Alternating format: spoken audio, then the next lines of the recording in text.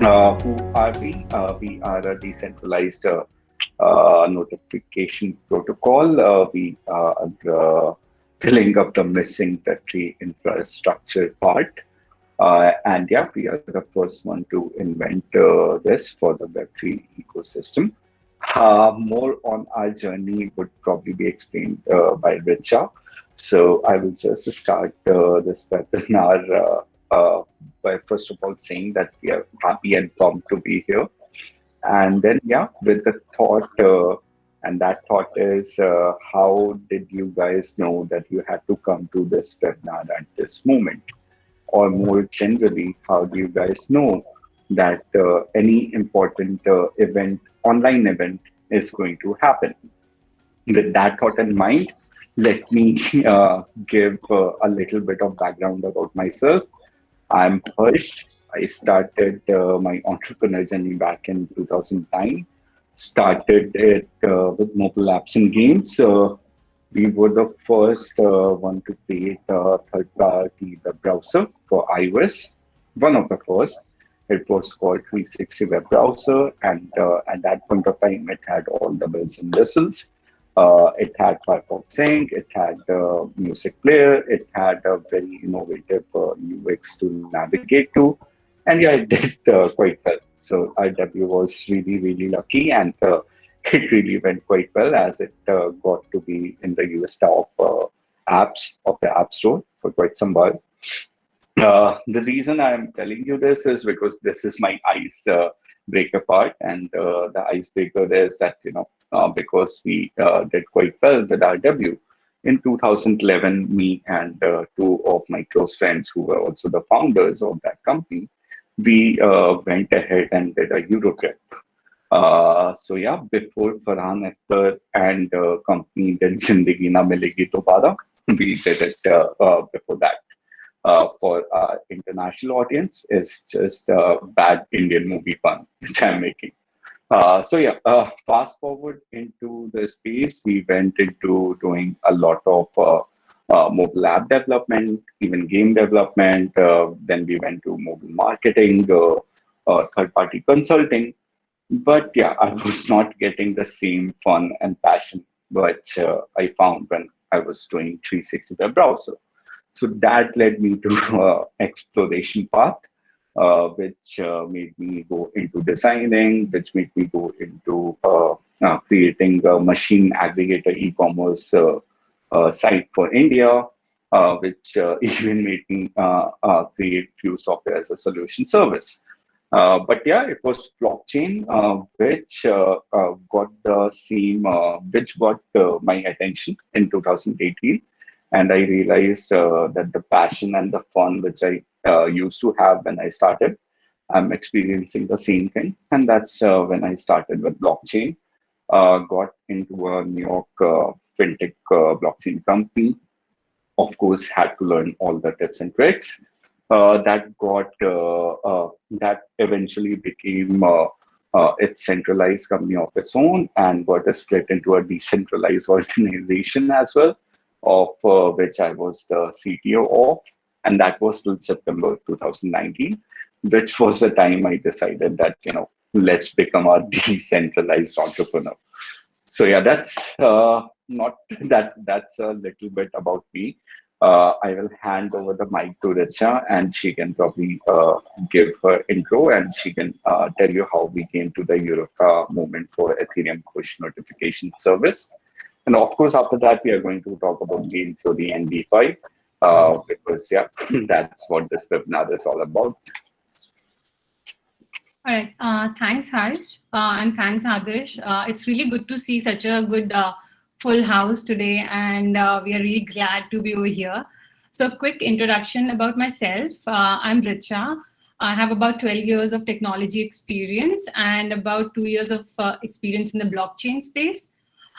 Basically, I work more on the product marketing side and the product side of blockchain. At EPNS, I'm the co-founder and I lead the marketing efforts along with the product side of things. All right. So let's first start with the background on what the problem we are solving with Ethereum push notifications is, EPNS in short. So just a background on, like Harsh mentioned, we come from traditional tech and mobile backgrounds. And a couple of years back, when we started working on in the blockchain space, for some reason there was a missing experience that we felt while working on Web3.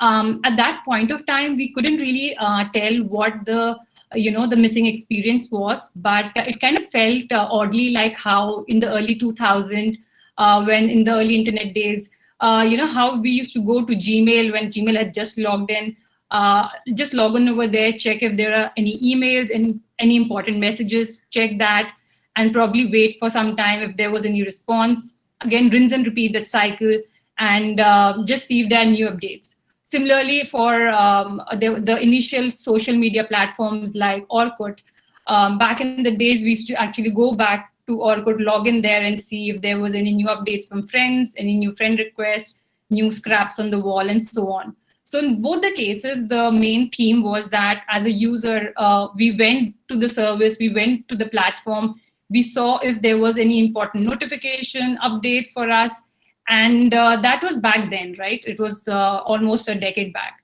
But now that's not the case in the modern day and age. We expect all the services to notify us on our mobile, on our desktop.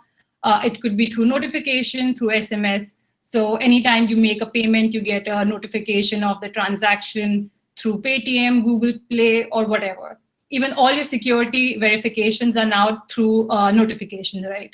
But that is what we felt while working through dApps and services on Web3 in the blockchain ecosystem, that communication layer was always missing, and it still is.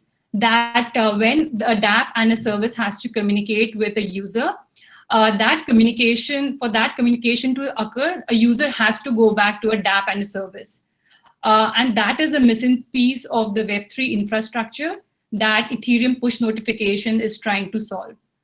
And that's what we actually do. So just to reiterate the problem, the solution, we are a DeFi protocol that can send notifications to users on the wallet addresses on decentralized network. So with a decentralized network, I basically mean a distributed network. In our case, it's the Ethereum blockchain. So decentralized notification protocol enables users to receive notifications, like I already mentioned, and that's the solution that Ethereum push notification is solving. Along with receiving notifications, our protocol also has a DeFi aspect.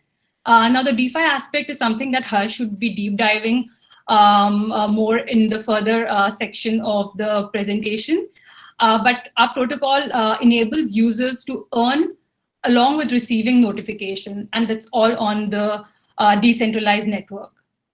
Finally, we are a protocol which is platform agnostic.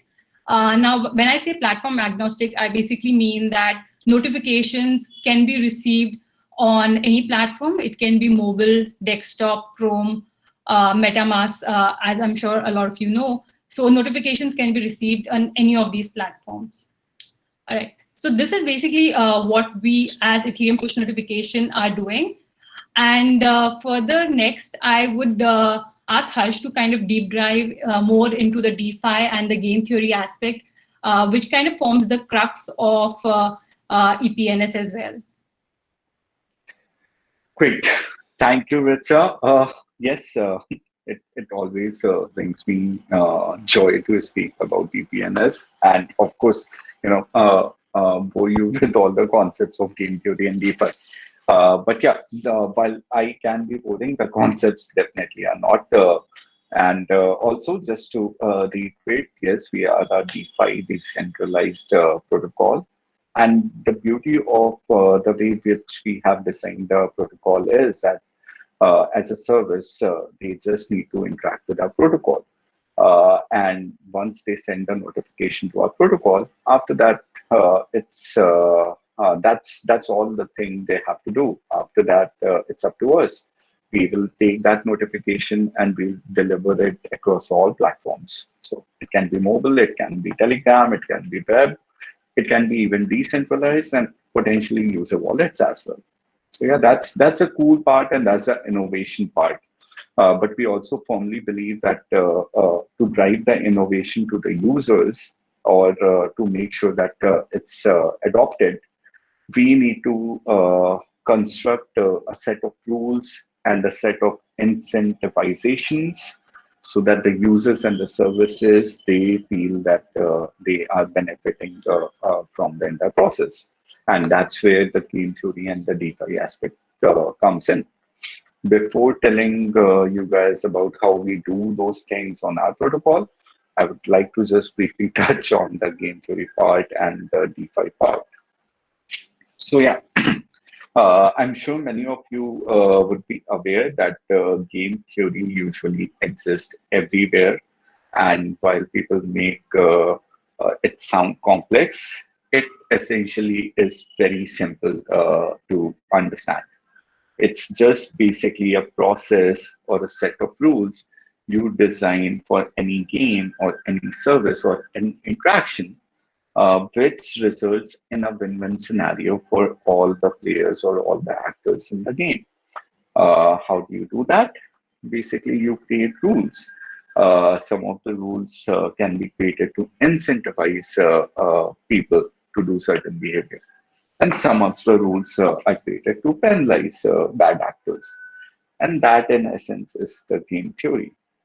Uh, let's take a look at how to design a game theory. So as I said, it's extremely simple if you understand game theory in real life scenarios. And that is when you are able to really fit it in the blockchain world or in any software which you design. So yeah, the first thing in the game theory, always remember that you have to incentivize good behavior. Now, in the real world, the best form of incentive which you have is when you compare a corporate structure or an organization. So how do they incentivize good behavior among their employees? Of course, they pay their employees for their hard work. If you're working hard and if you're working well, you get promoted. More salary. So yeah, money is of course a very great, it's of course a great motivator. And that is where incentivization comes in. But yeah, monetary incentivization, while great, is not the only way you can incentivize. I mean, one of the way you can incentivize is by looking at the Twitter platform. So uh, they incentivize their users to paid tweets. How do they do it? Well, basically, whenever you are tweeting on the Twitter platform, your goal is to reach as many people as you can, and make your voice heard. And Google, I mean, sorry, Twitter algorithms, they are designed in such a way that if your tweet is getting good response from all the other players or all the other users of their platform, they will make sure that the tweet is shown to more and more users. And that's a good way to incentivize good behavior. You might not even realize it, but Twitter is already doing that. It incentivizes you whenever you have a great tweet. The second part of the game theory, you always assume that you will have bad actors in the ecosystem. It's basic human nature. Uh, and while you cannot prevent having the entry of the bad actors in the ecosystem, but you can penalize their bad actions. If you look at the organization structure again, if an employee doesn't work or is lazy or is not doing the task which is expected of him, he or she they are demoted or their salary is cut, their salary is cut down.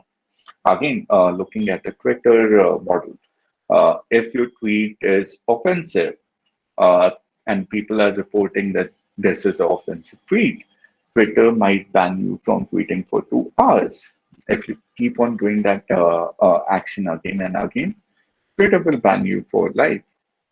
And yeah, your if your purpose was to make your voice heard, because you were not following the proper rules of the game theory for Twitter, you got banned. So yeah, that is how they are trying to balance the bad actors and trying to keep the bad actors out of the system. And yeah, the last part, ensuring at least one win-win scenario for all the players involved in the ecosystem. So let's look at the company example again. The company or an organization, their win is when their employees work hard and when they are able to achieve their vision. With the rules they have defined, they are able to ensure that the employees will probably be motivated to follow the good behavior part. And the penalized part, uh, and of course, when it comes to employees, the win scenario is that if they are working and following the game theory defined by this company, they are going to receive monetary benefits as well as recognition. So we have a win-win scenario over here. If a company is able to get this game theory right with the proper amount of rules, you will probably have a company which is as successful as Twitter or Google or Ethereum. Of course, because we are from Ethereum, it has to be Ethereum. Same goes for Twitter. For Twitter, they want a platform which is rich enough to attract all the users, and the users have meaningful mini conversations. And the rules which they have defined ensures that they have a win-win scenario wherein users are rewarded with more followers and with more ways to reach out or get their voice heard.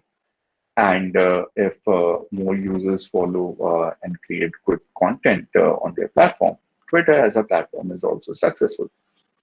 So yeah, those are two aspects of or examples of game theory. Always remember, incentivize good behavior, penalize bad actors, and make sure you have at least one win-win scenario. You can have multiple win-win scenario, but yeah, one win-win scenario is of course always required. Let's look at the example of game theory now. Uh, so yeah, let's just start with a physical one or a real world scenario. So I'm talking about, or let's go back in time to World War One. And World War One, Germany and Britain, they were enemies. While the photo you see on the right, these guys are celebrating and basically chillaxing around each other. So, if you can realize it already, there was a game theory that got involved. So, during the war, Christmas came, and all of these actors, the Germans and the Britons, they have orders to not be involved with the enemy. But there was a game theory that got formed. The incentivization part, the way these actors followed the game theory was with the incentivization pattern. So yes, each of the players in the system realize that if they are cooperating with each other, then during that one night of Christmas, they can shed the fear of war. They can just go out, celebrate the Eve, and basically exchange gifts and have a merry time. So that was the incentive part. The penalty part. If everyone didn't cooperate, then that meant that all the players or all the actors in the ecosystem will have to suffer and uh, spend the night in their trenches, watching out for enemy fire. Not a very great alternative, if you ask me.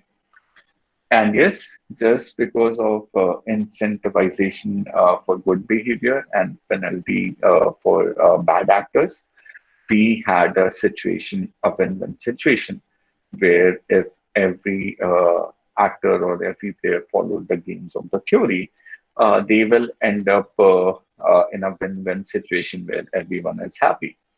And that is what happened. Game theory worked. Uh, Kicking it up a notch. let's look at blockchain and let's look at Bitcoin. Uh, of course, because that's the first time blockchain. That's the time from where blockchain started. So yeah, if you guys don't know about it, I am going to keep the Bitcoin summary very short. But yeah, for Bitcoin to become what is Bitcoin, uh, Bitcoin requires users, which are you and me, to run our software. Uh, when uh, when a lot of users are running that software kind of creates a network which enables magic internet money and also enables immutable ledger. So yeah, when Satoshi Nakamoto was creating Bitcoin, he also relied on game theory. And yeah, let's look at that. Why it is game theory. So yeah, if you're looking at Bitcoin, for Bitcoin to win in this scenario, Bitcoin needs users to run our software, a software which will utilize their network bandwidth, a software which will utilize their storage. And why would the users want to do that unless they are incentivized to, have some sort of benefits out of it? And that is where the beauty of Bitcoin lies. Bitcoin said, fine, just run this software for me and we'll create immutable ledger and digital money. And in turn of running this software and utilizing your space and your bandwidth, I will give you Bitcoins, which you can say that you have mined because of your efforts in making sure that the network really works. So yeah, now the users they also had an incentive to create or to own Bitcoin. Those users are called miners, by the way. And of course, Bitcoin has a win in this scenario because unless it was able to convince those users to run these nodes or software, Bitcoin wouldn't have had happened. So yeah, you still have the incentive part, you still have the win-win part, and the penalty part. I'll just briefly touch on it. So yeah, when Bitcoin first came into being, of course, it required a very minimal computation power to generate these Bitcoins, and it made sense because you cannot say that you need a supercomputer to run this software, and then we will generate Bitcoin. If that was the case, Bitcoin would have never been the innovation it is right now. So yeah. But keeping this computational power low at that point of time made sense. But yeah, if the network grew and it as it rightly did, and now it's worth billions, you cannot keep that low entry for computation power. Because yeah, if you're talking about billions, bad actors will come into the system. And more so if they know that they just have to rent a supercomputer and they can just mine all Bitcoins. And that is where the innovation for Bitcoin came into being, and that was dynamic mining difficulty. So it basically meant that as and when the miners or the users who are running the software Bitcoin increase, the time and the computation required to generate a Bitcoin also increased. So yeah, if Bitcoin became worth of billions and billions of dollars, it would require the same amount of efforts, or at least equivalent amount of efforts to disrupt this technology. And till the time it was growing, the low entry barrier ensured that more and more people joined. So yeah, that's game theory for Bitcoin, and of course it worked. Uh, so yep, that's the game theory section. I'll also touch on the decentralized finance part, more so because we utilize game theory and decentralized finance, and yeah, also because we love DeFi. So yeah, if I have to really put DeFi into simple terms, then it will be just the way for finances to operate on blockchain. Uh, when I'm talking about finances, you can a very great example or a very good example to see is finances of the bank. So a bank allows you to deposit your money. You generate some interest on it. A bank allows you to take loans as long as you are able to repay the loan back with some interest.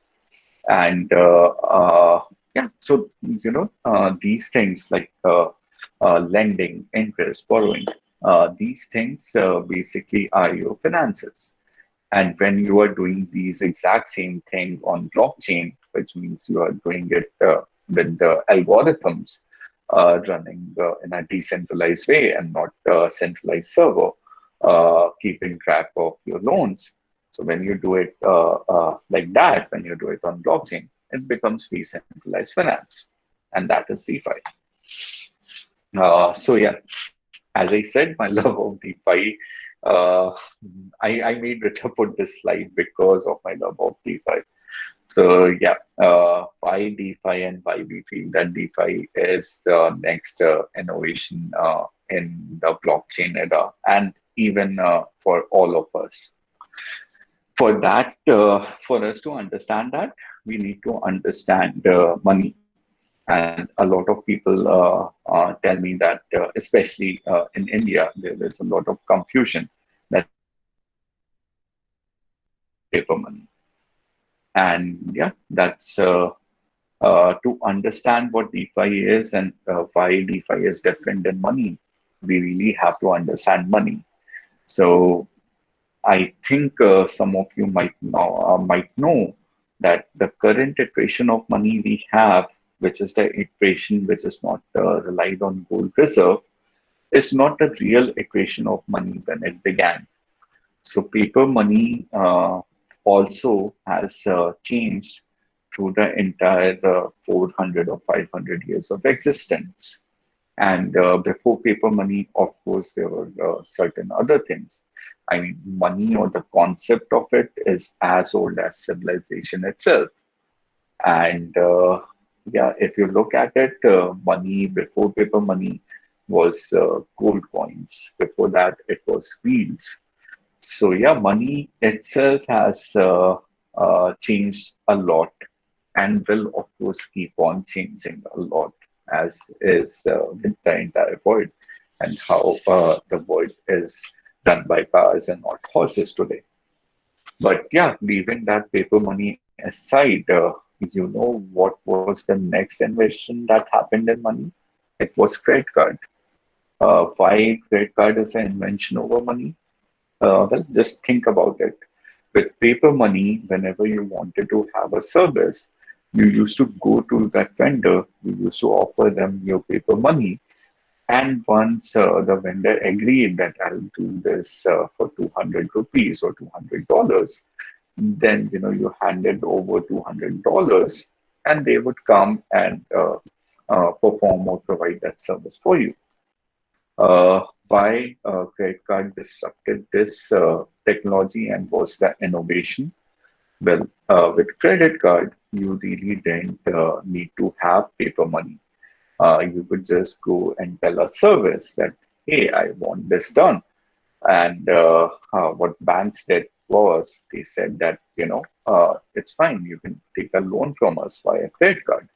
It doesn't, you don't really have to have the paper money with us right now to take this loan and improve your lifestyle. But because we are providing this credit card to you, once you're returning us the money, just return us with some sort of fees. And while paper money was really cool, credit card opened up innovations and paths which was really not possible with paper money. I mean, think about it. If you had to pay paper money to Netflix by going into their office, I don't think Netflix would have been where it is right now. That is something which paper money cannot do, but credit card was able to do. So yeah, that was an innovation, and it introduced new ways by which you could use money. And that is the exact same thing with DeFi. DeFi is the next innovation in this money trade. It is not a replacement for money. It just provides ways to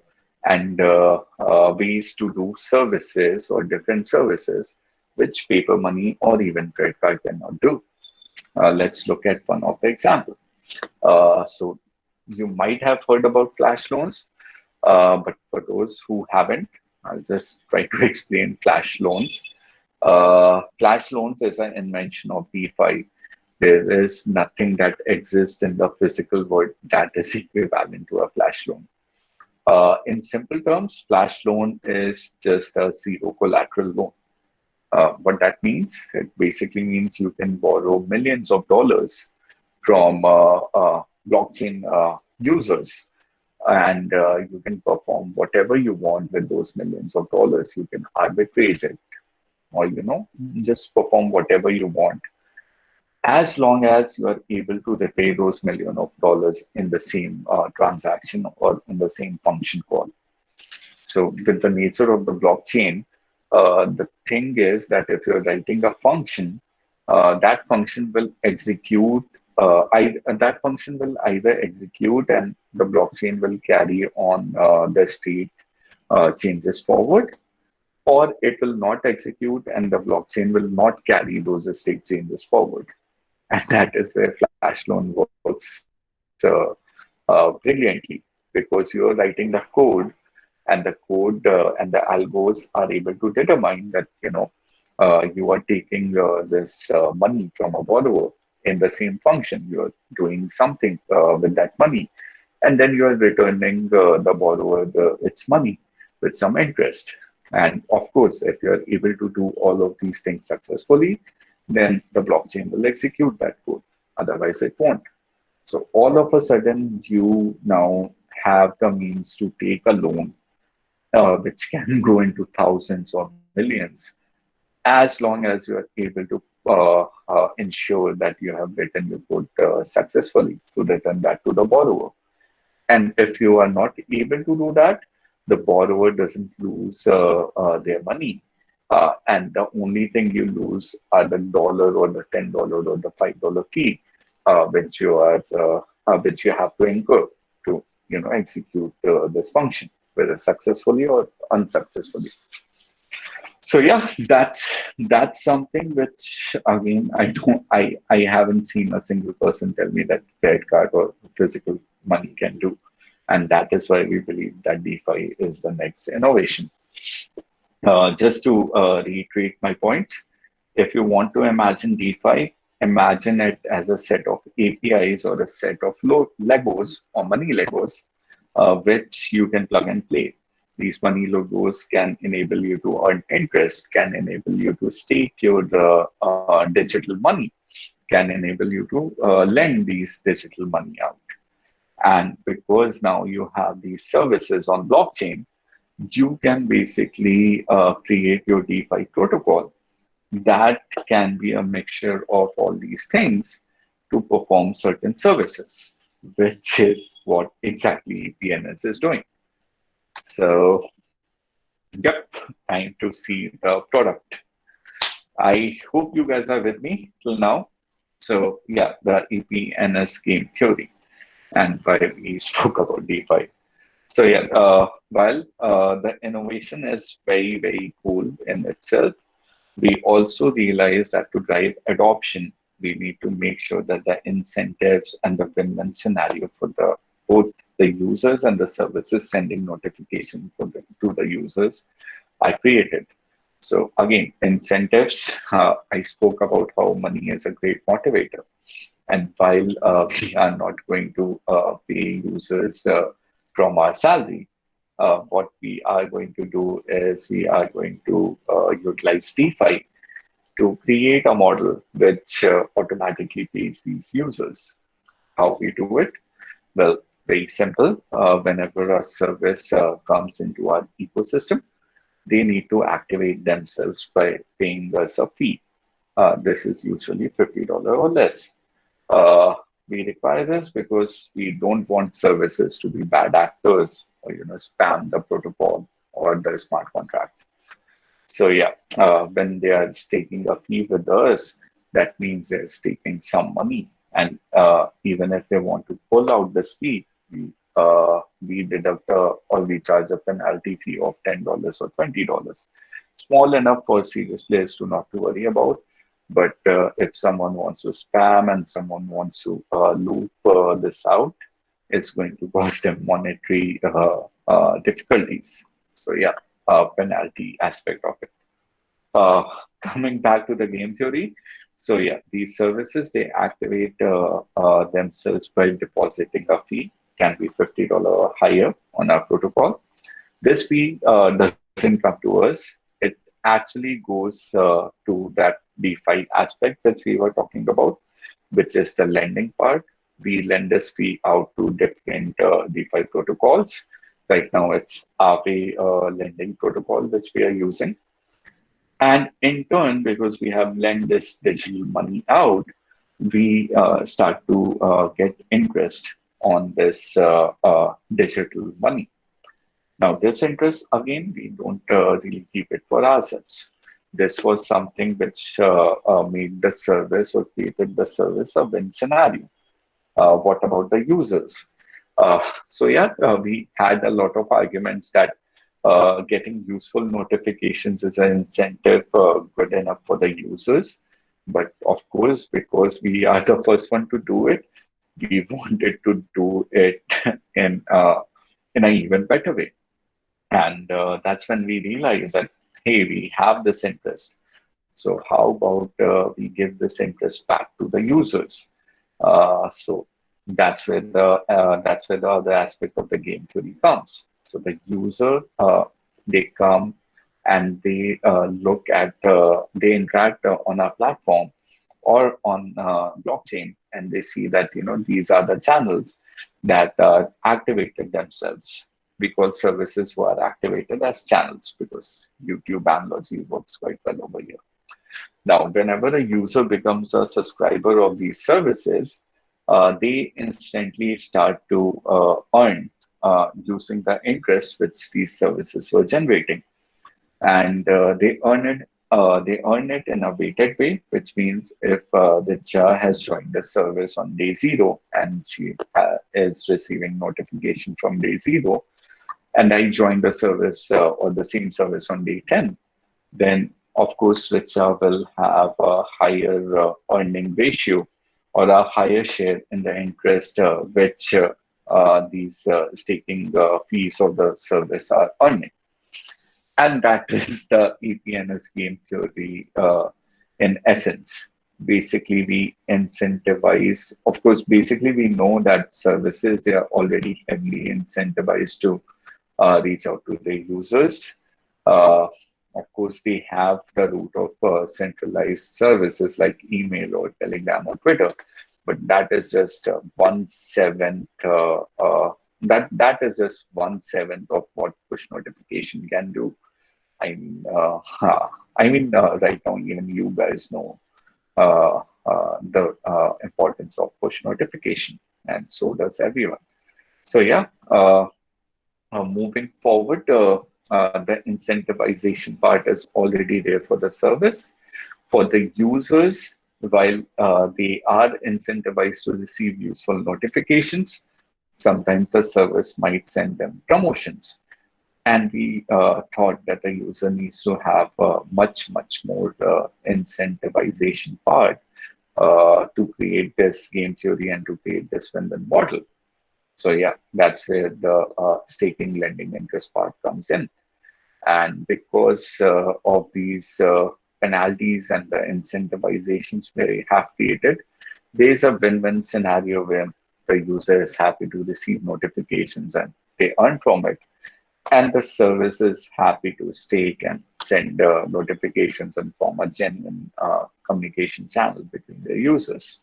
And that's what the EPNS game theory and DeFi is all about. So yeah, if you guys are still with us, I would love to show you a demo of our app. So our mobile app is just one way for you to interact or for you to receive a notification. Uh, of course, just one of the many ways. I've wiped the app clean so you can see how the onboarding process is. Very simple. There is no centralized sign up. Your creds are basically your username and password. And of course, they never leave the device. Uh, we support ENS and crypto names. Then, yeah. And this is just the wallets which we are talking about. Our user is basically a wallet. Of course, we are storing your creds, so we want security to be paramount. Biometrics, while optional, will make the thing quite fast. And that's it. You're all set to receive notification on your wallet. And in fact, right now, we require you to import your private keys, but in the crypto world, there's the same saying that always protect your private keys.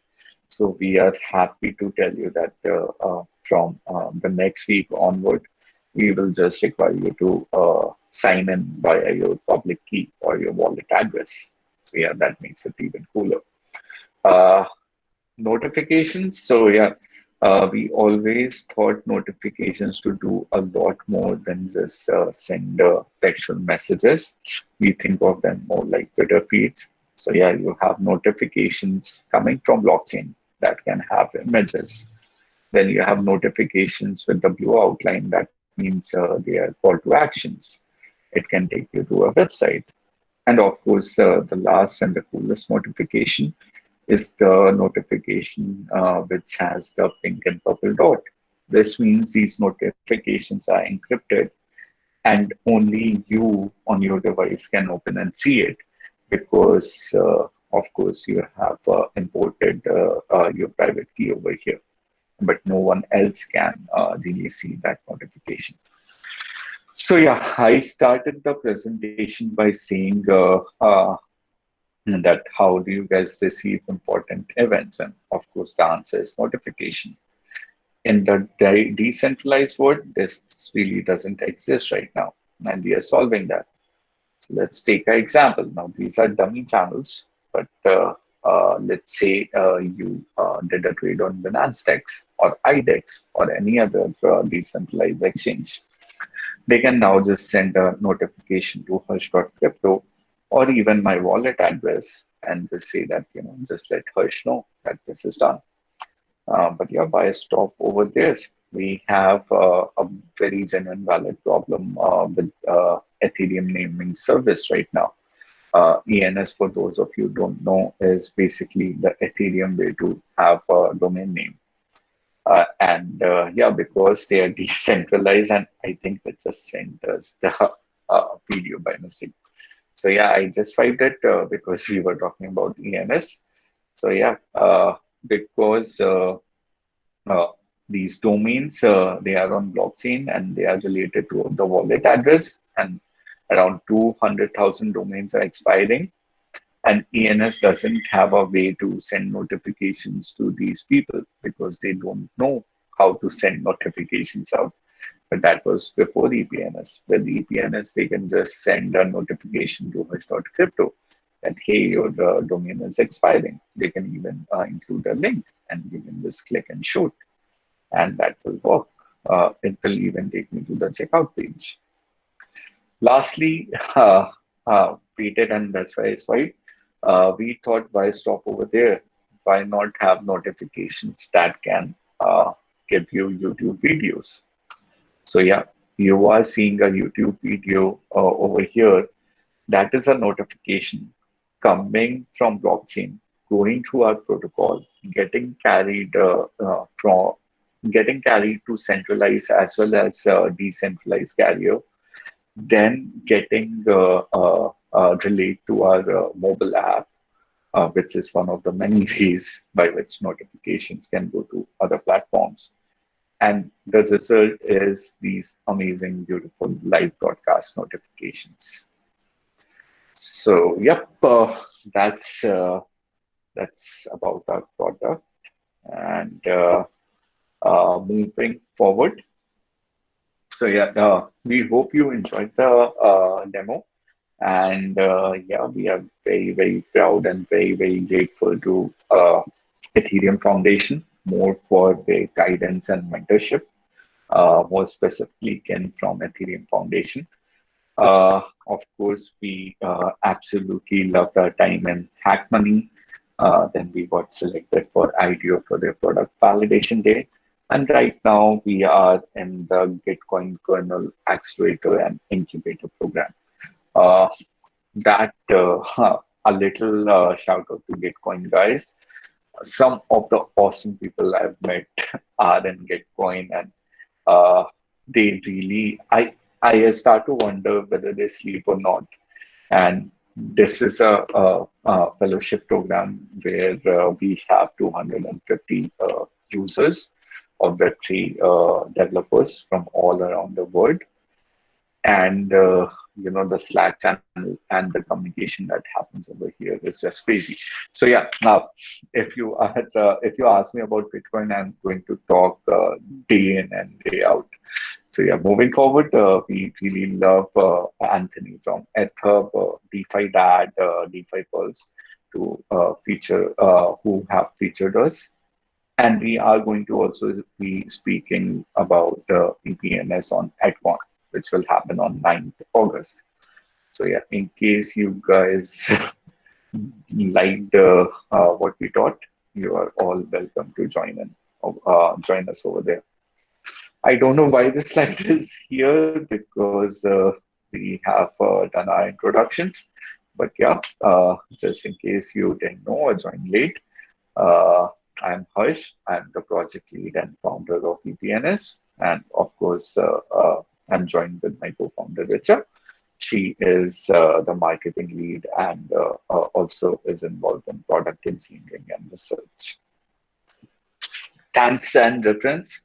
So yeah, as I said, I'm really big fan of Gitcoin. And in fact, they were the ones who helped us understand game theory a lot.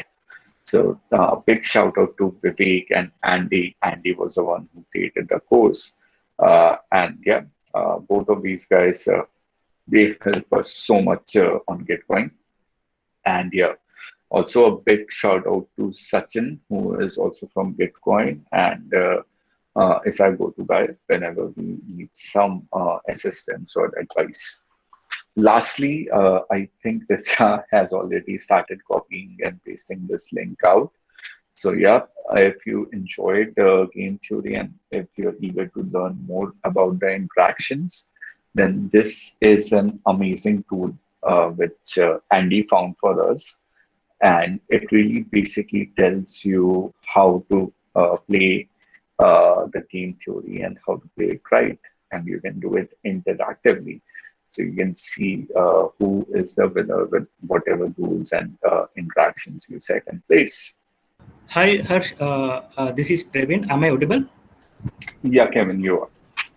Yeah, this is a very cool project, I think. So actually, I was trying to connect all the bit and pieces that you have said. So what I understood is like, so there will be a service who actually wants to deliver notifications to the users, and in order to create a win-win situation, I mean, both for the service as well as the users, what you are trying to do is you are making the service to stake some stable coins using your protocol, say for example DAI, and then you are lending that same onto some lending platform. Say for example, I think you have said about Aave protocol, right? So you are using such a kind of protocol to lend, and the interest that you are receiving, you are giving that to the users who are getting the push notifications. I hope my understanding is right. Correct? Your understanding is 100% right on, Kevin. So Harsh, how does this protocol penalize if a service provider is actually trying to spam their users? Say for example, I can start a service by staking some DAIs in your platform, and if I and some of the users have subscribed to that service, and if I try to spam all these are actually managed by your decentralized protocol, right? So how does this, this thing manage, your protocol manages such a scenario? Awesome. That's actually a very interesting and great question, Kevin. So yeah, we have thought about the spam protocol, and the spam measures. And the way we do it is whenever a service, they activate themselves on a protocol, and we call them channels. So I'm just going to stick to that analogy. So whenever a channel is sending notifications out to their subscribers, the subscribers, they are receiving notifications, but they also have the option to unsubscribe from this service. Now, when they unsubscribe from this service, the channel cannot add them back. So that's one way which we are in which we are trying to enforce a game theory. But that's a very indirect way. The primary way by which we enforce it is when a channel is created, we assign them a spam score, which can go from 0 to 1, and the default is 0.5. Now we have weights and indexes, which calculates how many users are there on our ecosystem, what is the average subscriber rate for a service when it comes to users, and whether the service is having a higher than usual average subscribe rate or not. If it has a higher than usual average subscribe rate, then that's a positive thing, which means we will inch that zero point 0.5 or the spam score more towards zero. If a lot of people are unsubscribing from that channel, because we are assuming that channel is sending obscene things, or that channel is spamming, then based on those weights and indexes, that spam score tends towards 1. And let's say right now we have the feature that whenever the spam score gets to 0.8 or higher, the throttling of notification occurs on the service side. So even at that point of time, if the service sends a notification, the protocol will throttle it out. And it becomes more and more strict as you reach 1. And as you increase on subscriber or the number of days pass on, it tends more towards 0. So because of that, this spam score, we are able to ensure that the service, if they want to spam the users, they are heavily penalized for it. Thank you so much, Harsh and Richa. Thanks for connecting. We'll keep in touch. Okay, thank you so much. Thanks, guys. Thanks, Adarsh. Stay Thanks, safe. guys. Bye for now. Thanks, Richa.